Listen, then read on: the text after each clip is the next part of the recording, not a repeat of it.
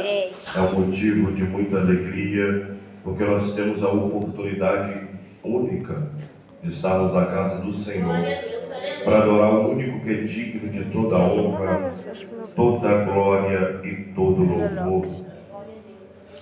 O simples fato de nós estarmos aqui nessa noite já transmite a graça de Deus à nossa vida. Porque graça não se trata de mérito, graça não se trata de quem eu sou, mas a graça revela a manifestação da misericórdia e do amor de Deus. Glória a Deus. Eu convido você a abrir comigo vossas Bíblias no livro de Gênesis, capítulo de número 25, versículo de número 31. Gênesis, capítulo de número 25, versículo de número 31. Vamos fazer a leitura até o 34. E depois vamos ao capítulo 27, do versículo 28 e 29. Gênesis, capítulo 25, parte do versículo 31. Diz assim a palavra: Então disse Jacó: Vende-me hoje a tua primogenitura. E disse Esaú: Eis que estou a ponto de morrer, e para que me servirá logo a primogenitura? Então disse Jacó: Jura-me hoje. E jurou-lhe, e vendeu a sua primogenitura a Jacó. E Jacó deu pão a Esaú e o guisado das suas lentilhas, e ele comeu e bebeu, e levantou-se, e foi assim, desprezou Esaú a sua primogenitura. Agora capítulo 27, o versículo 28 e 29. Diz assim: Assim, pois, te dê Deus do orvalho dos céus e das gorduras da terra, e a abundância do trigo e do mosto, e sirvam-te povos e nações, se encurvem a ti, se o Senhor de teus irmãos e os filhos da tua mãe se encurvem a ti. Malditos sejam os que te amaldiçoarem, e benditos sejam os que te abençoarem. Podem sentar, glorificando o Senhor, amém? Eu quero desde já expressar minha gratidão ao Eterno por mais essa muito rica oportunidade.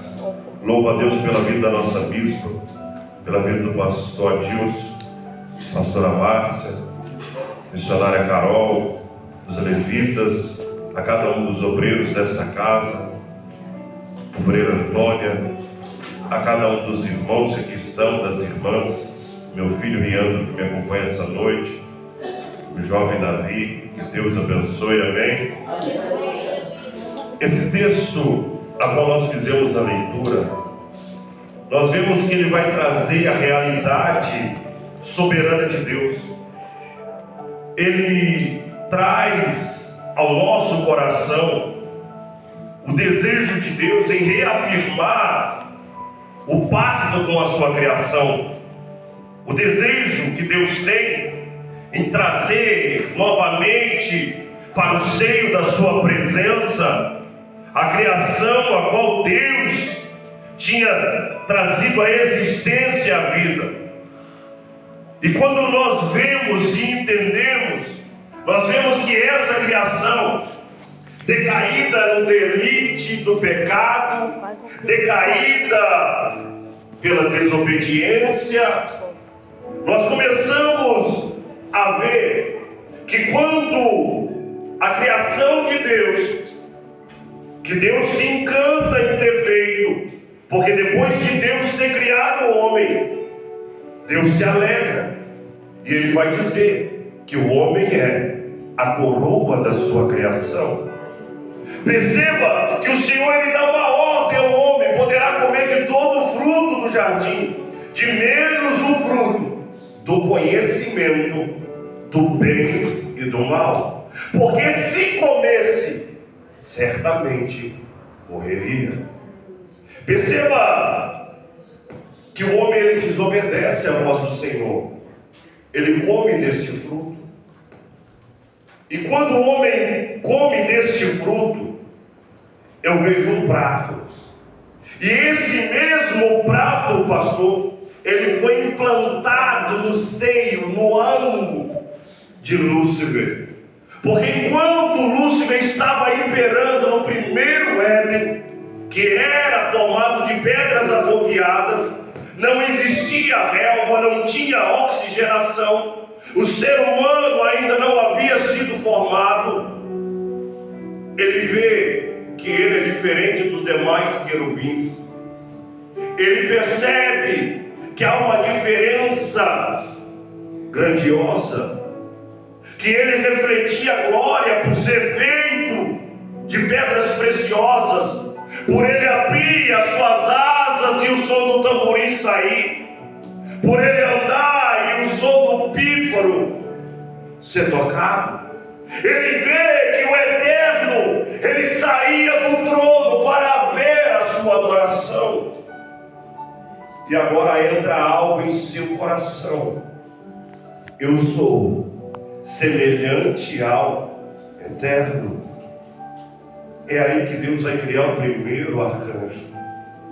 Não existia arcanjo ainda porque Deus não tinha guerra com ninguém. Deus não tinha inimigos e ainda continua não tendo. No entendimento de Lúcifer, ele achou que poderia se assemelhar a Deus.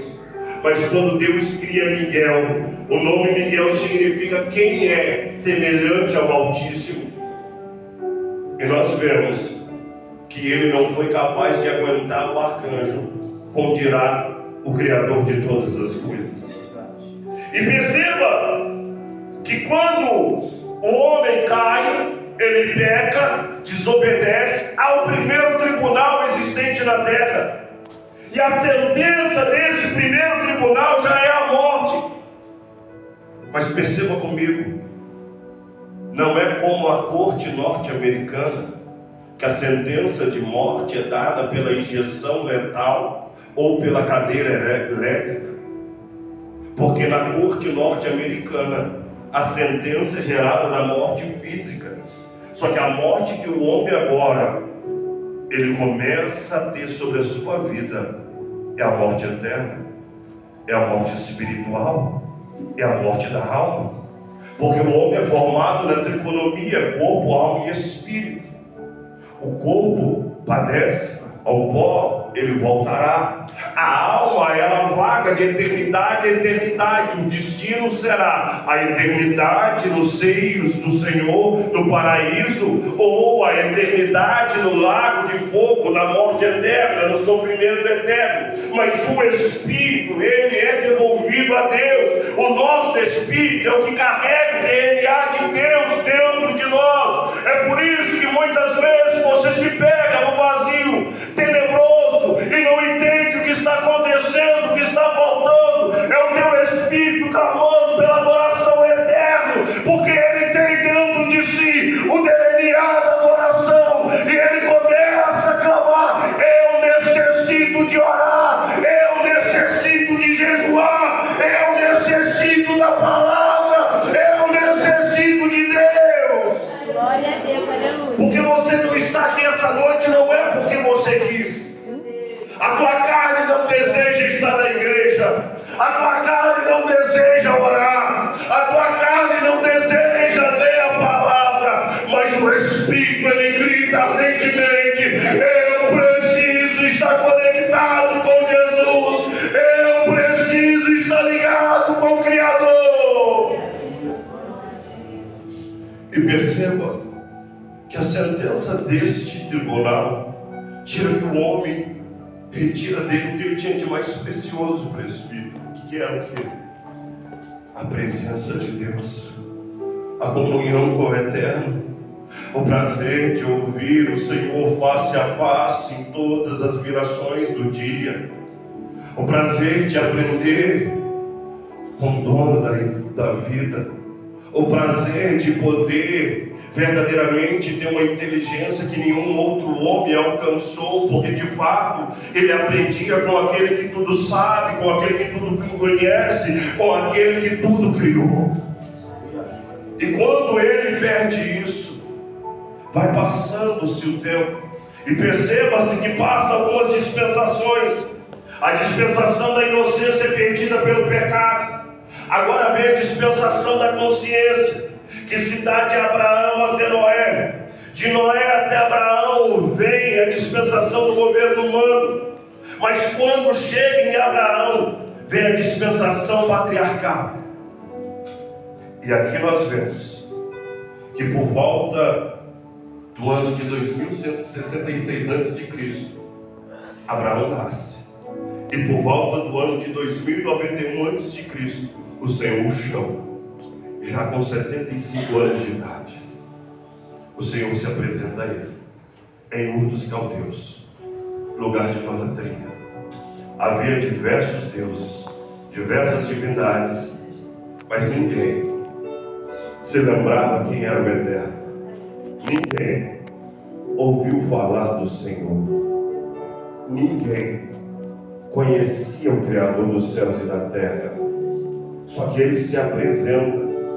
E perceba que ele vem em ouvir a voz do Senhor, porque a voz do Senhor, ela não se mistura com as demais vozes. A voz do Senhor é indescritível.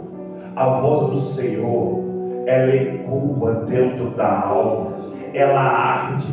É o que Jeremias ele disse. Porque quando Jeremias ele anuncia a mensagem do Senhor e ele vê que o povo ainda continua no pecado, o povo ainda continua na imoralidade, o povo ainda continua no adultério, o povo ainda continua na idolatria. Agora Jeremias olha para Deus e vai dizer: eu não prego mais a tua palavra. Mas quando ele diz a Deus que não vai pregar, ao mesmo tempo ele volta atrás e diz: eu não posso parar, porque a tua palavra me queima nos ossos, a minha estrutura está firmada pela tua palavra. A tua palavra é o meu alicerce de vida, a tua palavra que me mantém de pé, a tua palavra é esperança para a minha vida.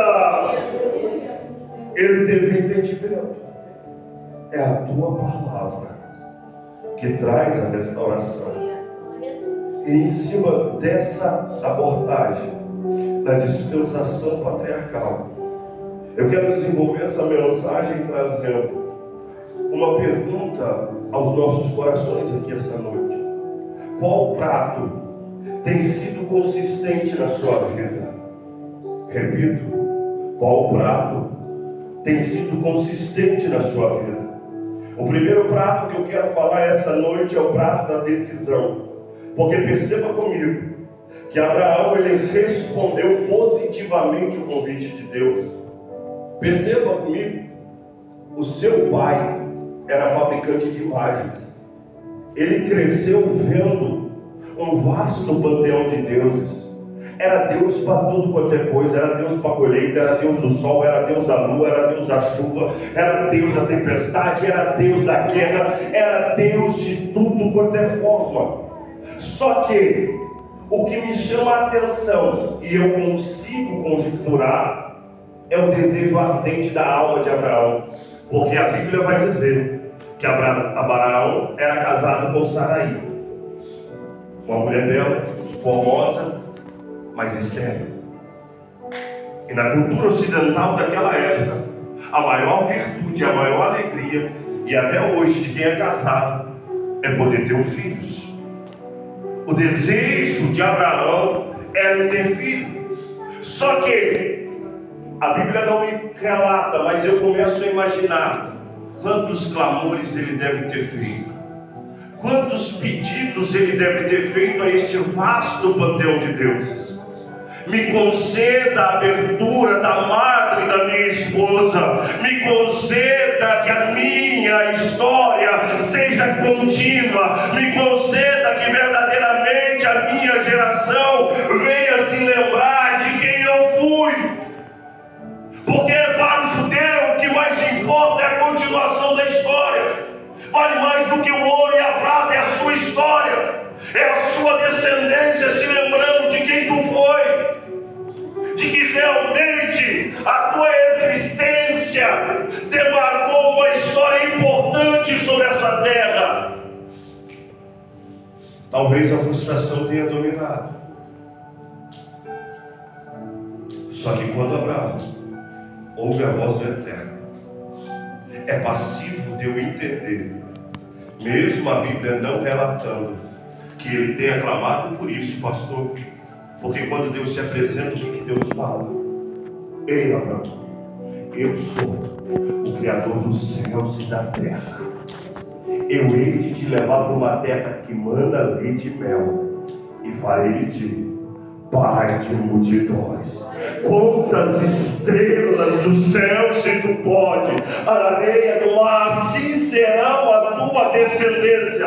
Perceba comigo que a proposta que Deus oferece a Abraão, e ele responde ela de uma forma viva, de uma forma positiva, é porque o Senhor conhecia o coração de Abraão. Deus está dizendo para alguém aqui essa noite: eu conheço o teu coração, eu sei o que você deseja, e verdadeiramente eu te trouxe aqui, mesmo a tua carne optando pelo descanso, mas eu trouxe e eu introduzi isso no teu espírito para te dizer: visitei o teu coração, e se a tua fidelidade responder a minha voz, verdadeiramente tu irás desfrutar do melhor que Deus tem para a sua vida sobre essa terra.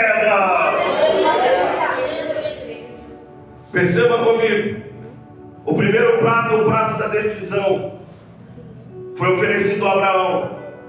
É o prato que libertou Abraão da idolatria. É o prato que mudou a história de Abraão, que mudou a história da humanidade. Porque através de Abraão, Deus começa novamente a se apresentar ao homem. E Paulo, ele diz em Romanos 10:17, que a fé vem por ouvir, e ouvir da palavra de Deus. Quando a declaração original grego se remete a ouvir da palavra e não a palavra, o que Paulo já estava testificando é que ouvimos muitas mensagens, ouvimos muitas histórias, ouvimos muitos contos, mas quando de fato nos submetemos a ouvir a palavra do Senhor, ela começa a transformar a nossa vida, ela transforma o nosso caráter, ela transforma o nosso ser. Porque quando eu dou ouvido à palavra de Deus, verdadeiramente é uma ação passiva, é uma ação contínua, porque ela me remete ao desejo de mudança, de transformação, porque ela me faz entender a grandeza do Deus a qual eu sirvo. E quando eu entendo isso, eu começo a me posicionar e me observar. E perceba que a maior pergunta é: nós ouvimos a palavra, temos ouvido a palavra, mas qual tem sido o nosso posicionamento mediante a palavra que estamos ouvindo? Qual tem sido a transformação? A palavra realmente tem sido receptiva? Realmente ela está sendo destinada da maneira correta? Porque quando eu ouço e recebo, ela gera mudança. Ela verdadeiramente traz aquilo que Deus espera. Porque é muito bom, é maravilhoso, é prazeroso, pastor, quando eu espero e anseio pela promessa de Deus, pelas bênçãos de Deus. Só que em cima de cada promessa tem um direcionamento, tem um pedido de posicionamento. Porque o posicionamento é o que define a forma que eu ouvi a palavra. Porque é muito fácil eu cobrar Deus. É muito fácil eu querer de Deus o que Ele prometeu. Só que por outro lado, no livro do pregador, Eclesiastes, o sábio Salomão vai dizer: quando tu fizer um voto com Deus, se apresse para cumprir. Perceba comigo. Eu já fugi um pouco daquilo que o Senhor colocou no meu coração para ministrar. O Espírito de Deus tem falado aqui essa noite. Porque aquilo que eu não posso ouvir, que a missionária não ouve, que o pastor não ouve, o Senhor ouviu na tua casa. Glória a Deus, aleluia. Porque houve uma cobrança. Senhor, até quando? Até quando eu vou passar por isso? Mas o Senhor traz uma lembrança ao teu coração. Teve um voto. Qual foi o teu posicionamento até agora? O que você fez até agora? Como poderemos cobrar algo de Deus se o nosso posicionamento não foi verídico com aquilo que nós prometemos? Perceba que o texto ele fala: te apresse e cumprir antes de eu receber, eu já tenho que fazer a minha parte. Porque Deus é imutável, Deus é inerrante, Deus ele não se arrepende e não volta atrás. Deus não é homem para que minta, ele é filho do homem para que se arrependa. Aquilo que ele prometeu, ele vai cumprir. Mas qual tem sido a nossa ação? Qual tem sido a nossa postura? Qual tem sido o nosso entendimento perante a presença do Senhor? E perceba, igreja, o apóstolo, ele escreve também a carta pastoral ao seu filho na fé, o jovem pastor Timóteo. E ele disse que perto do fim dos tempos levantarão, e esse levantarão é a igreja que levantará, doutores que pregam segundo a sua própria consubstanciência, terão comichão nos seus ouvidos. E nós já temos vivido de uma forma abrangente esse contexto, igreja. Porque qual é o desejo da igreja? Ouvir aquilo que lhe apraz, ouvir aquilo que satisfaz o nosso orgulho, o nosso ego, ouvir aquilo que é prazeroso aos nossos ouvidos, pregações de autoajuda, pregações que verdadeiramente não têm conteúdo bíblico, porque o conteúdo bíblico ele nos remete a viver não o que queremos, mas aquilo que Deus deseja, aquilo que Deus quer. Porque é muito fácil. E o texto ele fala: terá comichão nos seus ouvidos, ou seja, vai escolher a mensagem que quer ouvir. Você só vai ouvir aquilo que você deseja. E só vai pôr em prática aquilo que deseja. É por isso que nós estamos vivendo no século 21. Um período em que muitas pessoas se dizem ser cristão. O cristianismo aumentou muito no Brasil. O povo que se diz ser evangélico aumentou muito. Mas introduziu um sistema chamado gospel. E por esse sistema, muitos têm adoecido, têm ficado em estado de depressão. Tem quantos pastores têm cometido suicídio? Porque a verdade bíblica já não é mais exposta. O desejo está pelas conquistas terrenas, está por aquilo que eu posso palpar. Mas eu tenho que entender que a mensagem de Jesus não é um convite. Que convite é esse? É para o reino. É para o reino. Império pertence às trevas. É por isso que Paulo disse: e vós fostes libertos do império das trevas para habitar no reino. Porque enquanto eu estava no império, eu podia palpar, eu podia ver, eu podia sentir, mas no reino eu não vejo. Paulo diz que no reino eu vivo é pela fé, e a fé é o firme fundamento das coisas que não se veem, mas que se espera. E se verdadeiramente eu vivo o desejo do reino, eu não preciso ver, eu não preciso palpar, mas eu tenho a certeza, é na obediência, é no posicionamento.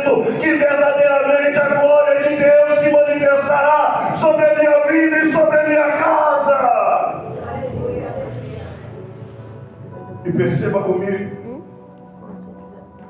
que dentro desse primeiro prato, que é o prato da decisão, em João 6,51, é oferecido o principal prato para a decisão. Jesus, ele disse: eu sou o pão da vida. O interessante, o missionário, é que tinha 70 discípulos, e quando ele se diz ser o pão da vida, só fica 12. E ele olha para Pedro e diz: tu também não vai? Pedro vai olhar e dizer: para onde irei? Se só o Senhor tem palavras de vida eterna. Perceba que o entendimento dele foi certo. Ele entendeu: a tua palavra traz vida.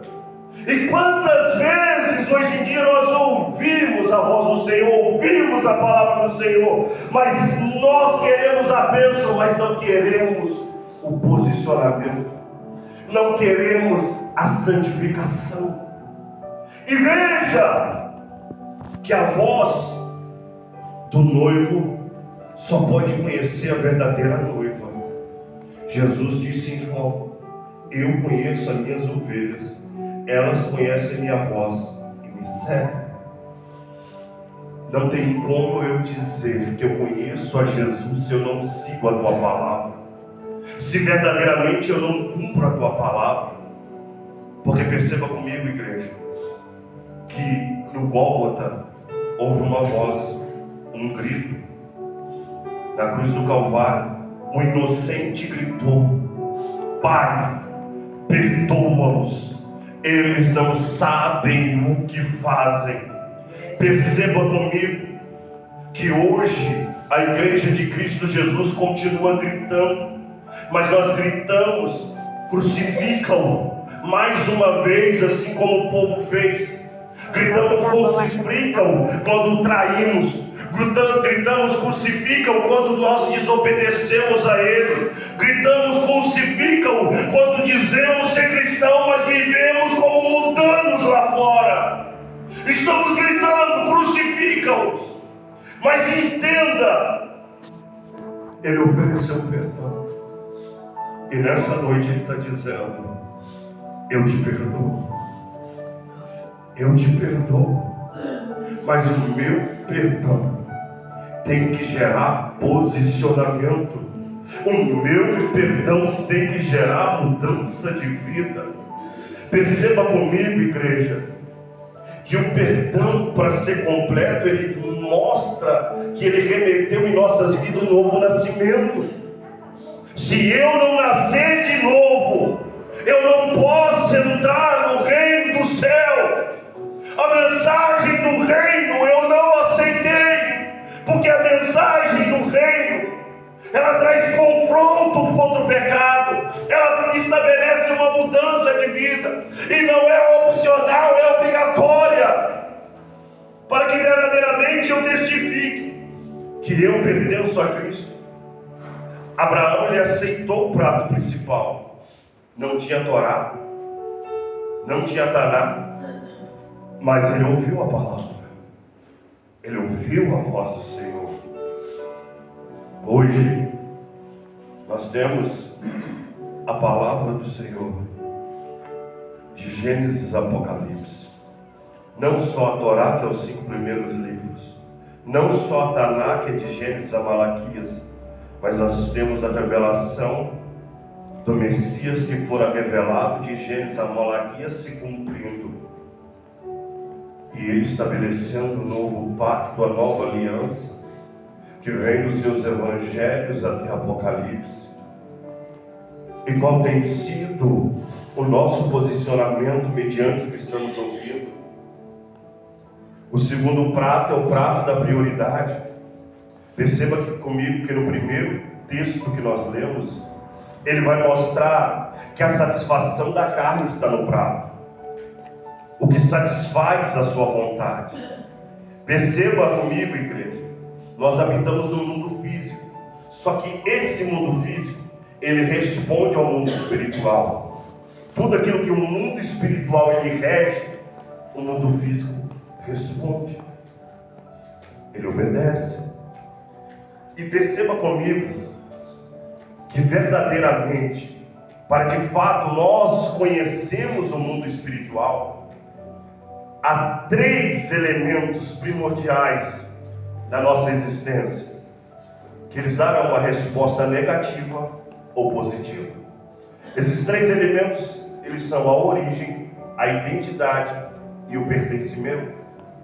Perceba comigo que quando realmente sabemos de fato a nossa origem e comprovamos que a nossa origem se deu na regeneração mediante o sacrifício vicário na cruz do Calvário, agora nós nos tornamos servos, e nos tornando servos, nós pertencemos ao Senhor Jesus Cristo. E se pertencemos a Ele, nós temos uma identidade: filhos, herdeiros da salvação, herdeiros de uma promessa vitalícia em Cristo Jesus. Verdadeiramente, a nossa resposta sendo positiva, ela testifica a existência de Deus através da nossa vida. Porque Paulo diz: vós sois cartas vivas. O mundo sempre abre essa carta para ler se verdadeiramente testifica a existência de Jesus em sua vida. Muitas vezes queremos cobrar tanto a Deus pela libertação de um ente querido, de alguém que amamos. Só que quando ele abre essa carta, qual tem sido a leitura? O que será que ele tem visto? Porque muitas vezes, quando nós estamos no silêncio do nosso aconchego, e aqueles que amamos ainda não se converteram, qual é a carta que eles têm lido? Uma pessoa escandalosa? Uma pessoa que se ira constantemente? Uma pessoa que não tem diálogo? Uma pessoa que fala palavrões quando o pastor não está perto? Qual tem sido? Porventura, será que somos nós que estamos anulando a salvação dessa pessoa?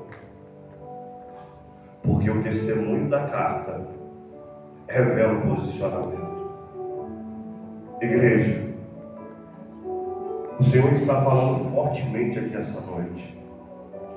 A mensagem que eu tinha preparado é totalmente diferente. Só que o Senhor conhece a cada um de nós no íntimo, na nossa intimidade, no nosso lado. E desde o começo o Senhor tem dito: eu vi o teu coração, eu vi o teu pedido, eu vi o teu clamor, eu conheço a tua necessidade. Mas qual tem sido o teu testemunho mediante a tudo isso? Porque é muito fácil eu cobrar a Deus, é muito fácil eu falar, mas o posicionamento. Porque quando eu olho para a palavra, eu vejo o profeta Abacuque. O que Abacuque faz, pastor? Ele começa a clamar a Deus, porque a nação de Judá estava no declínio social e espiritual. As viúvas, os órfãos foram abandonados. Os mais ricos se estabelecendo cada vez mais ricos em cima dos mais pobres. O povo na extrema miséria.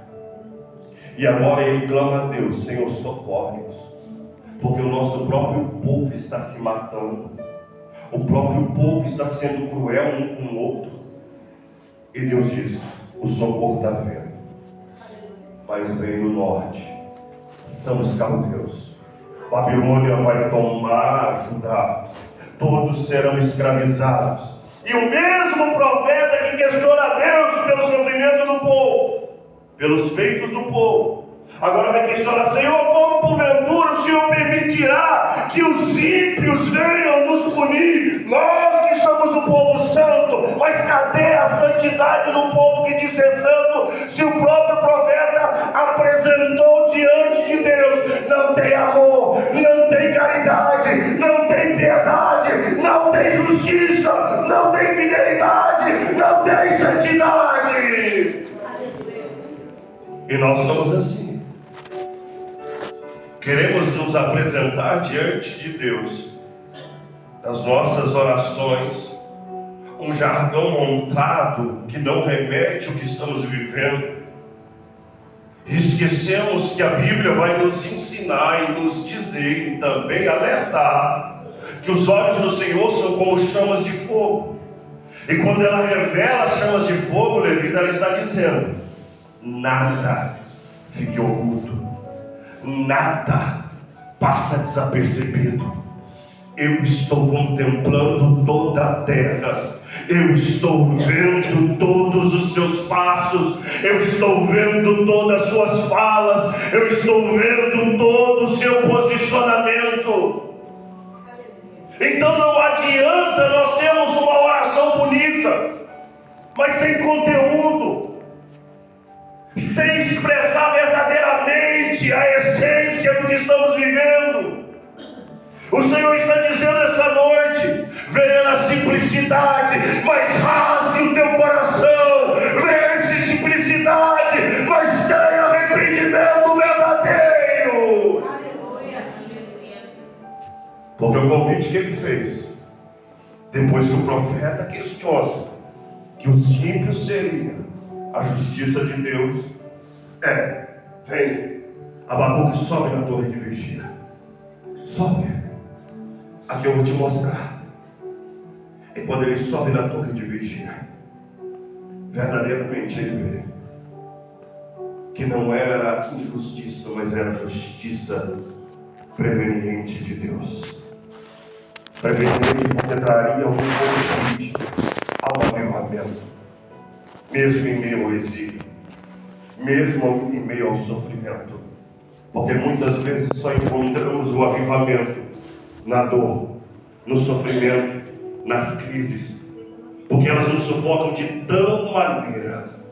tal maneira que nos faz entender: eu necessito da presença do Senhor, eu preciso buscar a Deus. É por isso que depois ele vem dizer: ainda que a oliveira minta, ainda que não haja vaca nos currais, eu ainda louvarei, eu ainda adorarei. Porque na torre de vigia, Abacuque vem entender verdadeiramente: Deus ainda é santo, Deus ainda é soberano, Deus ainda será glorificado. E é isso que o prato da prioridade ele mostra. Porque Jacó significa usurpador. E o que Jacó mais quis usurpar? A presença. Ele vê Esaú chegando exausto, cansado do campo, da caça. O esgotamento físico era visível e Jacó pôde perceber. Enquanto ele estava se alimentando, Esaú vai pedir para comer da lentilha, do guisado, do pão, porque o cansaço físico já era predominante e ele precisava recuperar sua força. Jacó, vendo isso, ele remete o desejo da sua alma: eu troco pela bênção da primogenitura. Igreja, a bênção da primogenitura é algo muito glorioso. É o que foge, pastor, do entendimento de muitos pregadores que não conseguem entender Elias e Eliseu. O que Eliseu pediu para Elias? Me dá a porção provada do teu espírito. Aí muitos interpretam isso como o poder dropado, porque Elias era o leão dos profetas. Só que o que ele estava remetendo era a bênção da primogenitura, porque o que acontecia, o que tinha em Gilgal, escola de profetas, muitos profetas. Tanto é que em 2 Reis 4:38 em diante, nós vemos que Eliseu foi para Gilgal durante um período de fome, de grande escassez, e ele manda fazer um guisado. Eles pegam a erva do campo, só que pega a barra brava, veneno. E quando eles vão comer, alguém grita: há veneno na panela. Eliseu coloca farinha, que simboliza a palavra, porque se tem palavra tem vida, porque se tem palavra é o pão da vida, e verdadeiramente aonde Jesus está, a morte vai embora e a vida fora. O que ele estava pedindo eu era lavrador, eu estava na 12ª junta de boi, lavrando terra para o meu pai. Você foi atrás de mim e me trouxe. Eu não tenho conhecimento, eu não tenho intelecto, e você me chamou para mim te suceder. Em Gilgal já tem futuros profetas, filhos de profetas, alguém que já aprendeu ouvindo seus pais e agora estão na escola aprendendo mais. Mas você é o eleito de Deus. Você é o profeta que tem a bênção da primogenitura. Você é o profeta que carrega o nome do Senhor, porque a primogenitura dá o direito de carregar o nome do Senhor e colher as bênçãos do Eterno.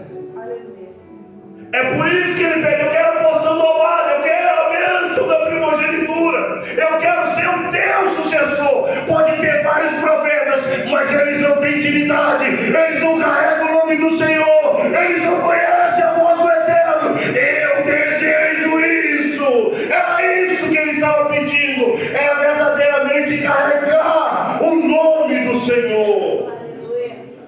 É por isso que quando Elias é arrebatado, vem a prova, pastor. Está o rio ali à frente, e os profetas do outro lado zombam. E agora? O teu Senhor subiu, ele não está mais junto. Como vai fazer para atravessar? O que vai ser de você? O poder não estava na capa de Elias que ele pegou, mas o desejo, a bênção da primogenitura, verdadeiramente carregar o nome do Senhor. Porque aquele que carrega o nome do Senhor conscientemente carrega a bênção da primogenitura na sua vida, carrega autoridade, carrega unção, carrega virtude, carrega poder. Muitas vezes nos limitamos perante as provas que chegam na nossa vida, porque nós não temos o entendimento do que essa bênção produz na nossa vida. É por isso que ele vai e coloca, reparte a capa e põe sobre as águas, e as águas se dividem. Igreja, o Senhor tem falado, e o segundo prato é o prato da prioridade. Qual tem sido a nossa prioridade? Será que realmente é Deus? Será que realmente é a palavra de Deus? Será que realmente é o reino dos céus? Será que verdadeiramente é eu entender que eu tenho que subir na torre de vigia e sair do comodismo, o comodismo que me chama para ficar em casa, o comodismo que me chama para descansar em meu cansaço? Mas será que eu tenho subido mesmo em meu cansaço a torre de vigia para ter comunhão com Deus, para ouvir a voz do Eterno e para entender o que Ele tem comigo? O Senhor está falando aqui essa noite: saia do comodismo, venha para a torre de vigia, anele pela minha presença, deseja a minha presença e viva a bênção da primogenitura sobre a tua vida. Perceba comigo, se nós sairmos do comodismo e subirmos a torre de vigia, seremos renovados. Deus está querendo renovar pessoas aqui essa noite. E a bênção da primogenitura traz o que nós lemos. Perceba comigo, o orvalho da terra fala da vida, da esperança, de um dia novo que floresce. Ele fala de reconhecimento que verdadeiramente o Senhor nos abençoará. Porque independente da situação que você esteja vivendo aqui hoje, mas se tu desejar a bênção da primogenitura, se verdadeiramente o prato da prioridade for a presença do Senhor, o pão da vida, você será abençoado de tal maneira. Perceba que a bênção da primogenitura carrega a bênção que o Senhor delegou sobre Abraão, sobre Isaac, sobre Jacó, sobre Israel. Carregará sobre a tua vida, mas primeiro o prato da prioridade seja a presença de Deus. Terceiro prato para finalizar, o prato do objetivo. Porque perceba comigo, que no prato da prioridade, Jacó percebeu um cansaço físico. Só que tinha um cansaço além do físico. Era o desprezo espiritual. Jacó não percebeu, porque Jacó queria a bênção. Viu o cansaço físico que era visível. E vejo o desprezo de Esaú. Do que me vale morrer com a primogenitura? Pode ficar com ela, eu abro mão. Nesse momento, igreja, ele já tinha abrido a mão da primogenitura. Muitos gostam de bater em Jacó dentro do prato do objetivo, porque ele ouve a sua mãe, ele coloca pele sobre os seus braços para fingir que era peludo como Esaú. Isaac já estava cego. Quando ele apalpa, ele acha que é Esaú. E perceba que a bênção que ele recebe do seu pai era o seu objetivo, era o seu desejo de vida.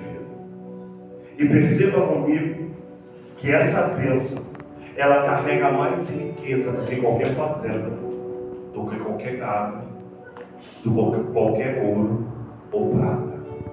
Porque essa bênção, ela traz o entendimento que nós temos uma necessidade.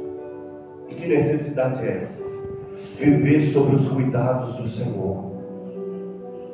O que Esaú estava abrindo mão era disso. Porque o que deslumbrava os olhos de Esaú era a herança, era a terra, era a riqueza. Jacó não sonhou com a riqueza. Jacó desejou a bênção da presença dele.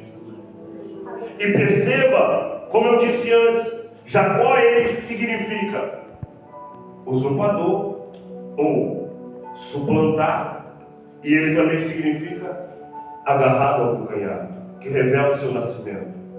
Porque desde quando ele nasceu, mesmo sendo menor que Esaú, mesmo sendo mais fraco do que Esaú, ele sempre lutou para ter a primogenitura. A primogenitura, ela revela a presença de Deus na tua vida. Porque quando eu olho para os Salmos 24, os Salmos de adoração de Davi, trazendo a glória de Deus, que tudo pertence ao Senhor, toda a plenitude, toda a terra.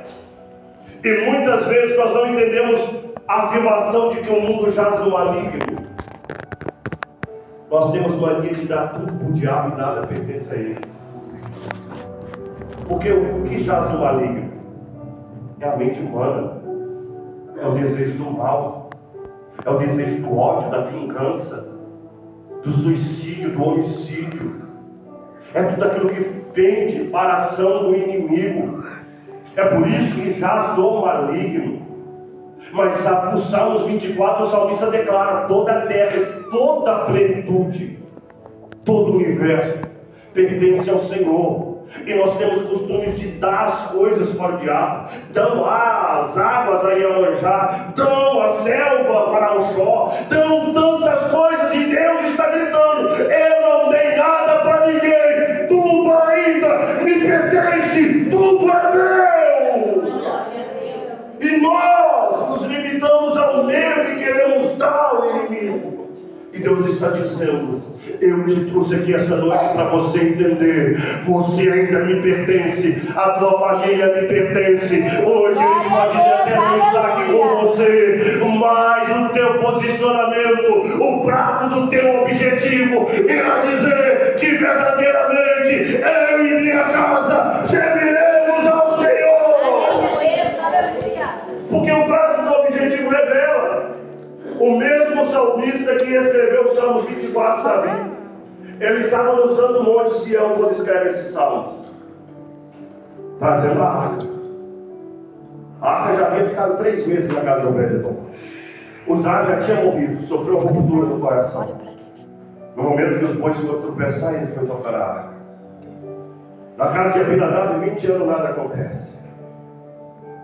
Na casa de Obed-Edom, 3 meses abençoado. Entenda bem. Muitos pregadores pregam que Obed-Edom não era judeu. Só que Obed-Edom era judeu. E era levita, sacerdote, da linhagem de Levi. Alguém que tinha autoridade para tocar na arca. Alguém que podia tocar. É por isso que ele é abençoado. É alguém que sabia tratar a presença. É alguém que sabia como lidar com a arca. É por isso que a Bíblia vai dizer que ele e toda a sua casa é abençoado. E quando fala casa, é todos aqueles que habitam ali. Não é à toa que depois que a arca chega em Jerusalém, Judá, e Davi, ele prepara as instituições do culto, separa os 24 turnos sacerdotais, separa os adoradores, os músicos, os 2 filhos de Obed-Edom são dos adoradores. Porque a bênção da arca, a bênção da presença já estava ali. Ele não hesitou em ficar com a arca. Ele desejou. É o desejo da bênção da primogenitura. Se verdadeiramente eu entendo que o meu principal desejo é a presença de Deus, verdadeiramente eu colho os frutos, eu colho a bênção, eu colho a promessa. Porque o Senhor está dizendo para alguém aqui essa noite: tem promessa ao seu respeito. Você ouviu promessa, só que enquanto foi estabelecido desde o dia que você ouviu, você colheu dores, você colheu decepções, você colheu em meio às lágrimas. Só que o Senhor está dizendo para você essa noite: trace um objetivo, que seu objetivo seja a presença de Deus. Jacó era usurpador, mas ele usurpou o quê? Enganou Esaú, Isaque teu pai, Labão seu tio, e genro, e sogro, porque ele sempre desejou a presença. E no Val de Jaboque, o anjo do Senhor desce, que era uma teofania do próprio Deus. Ali ele luta com Deus a noite inteira e vários dias. O anjo manda ele soltar. Ele fere a sua coxa quando ele fica pronto. E ele não solta. Eu não largo enquanto tu não me abençoar. O que Jacó sempre desejou era a bênção. O que Jacó sempre desejou era a bênção de Deus. E muitas vezes nós trocamos o prato do objetivo, que é a presença, pela lentilha que Satanás nos oferece. A lentilha do cansaço, a lentilha do orgulho, a lentilha da falta de perdão, a lentilha da falta de amor, a lentilha da falta de compromisso com a presença de Deus. Porque o salmista disse, igreja: mais vale um dia no ato da tua presença do que qualquer outros 1000 lá fora. A maior alegria de um adorador é ele acordar pela manhã e ele se deparar com um novo dia, entendendo: hoje é dia de adorar o Senhor. Hoje é dia de estar na casa do Senhor. Que nós possamos ter como objetivos o prato da adoração, o prato da presença. Que verdadeiramente o prato que esteja em nossas casas seja um prato que testifica: verdadeiramente o Senhor habita no meu lar, verdadeiramente o Senhor é o dono dessa casa. Se coloque de pé.